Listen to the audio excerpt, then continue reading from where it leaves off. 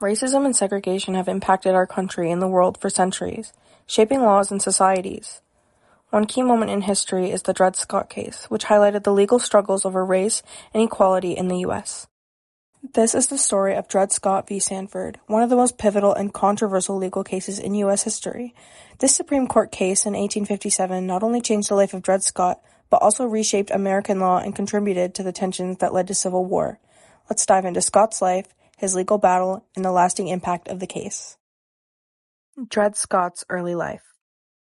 Dred Scott was born around 1795 in Virginia, though his exact birth date is unknown. He was enslaved by a man named Peter Blow, who was a merchant. After Blow died, Scott was sold to Dr. John Emerson, who was a U.S. Army surgeon. Scott was taken to Illinois and the Wisconsin Territory, both of which had laws that had prohibited slavery, also known as free states. After Emerson's death, Scott was inherited by Emerson's widow, Irene. Despite living in free territories, Scott was still enslaved. In 1846, Scott sued Irene Emerson for his freedom, arguing that because he had lived in free territories, he should be free. His case went through several courts, and in 1857, it reached the U.S. Supreme Court. The Supreme Court, led by Chief Justice Roger Taney, ruled 7-2 against Scott. The court declared that African Americans, whether free or enslaved, could never be U.S. citizens and had no right to sue in federal court.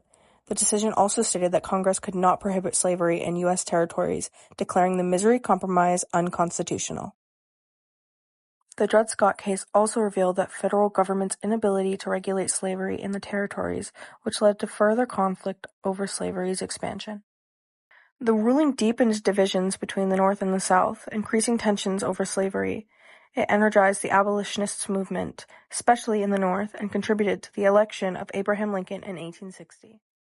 Although this decision effectively denied citizenship to African Americans, this was overturned by the 14th Amendment in 1868, which granted citizenship to all people born or naturalized in the U.S.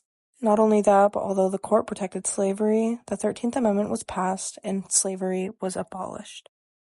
Although the battle was long, Dred Scott's tug-of-war for his freedom ended in 1857, and although the Supreme Court ruled against him, shortly after, his owner Irene Emerson sold him to a new owner, and he was granted his freedom. Dred Scott died a free man in 1858, just 1 year later. Though he didn't live long as a free person, his case becomes a catalyst for the abolition of slavery in the U.S.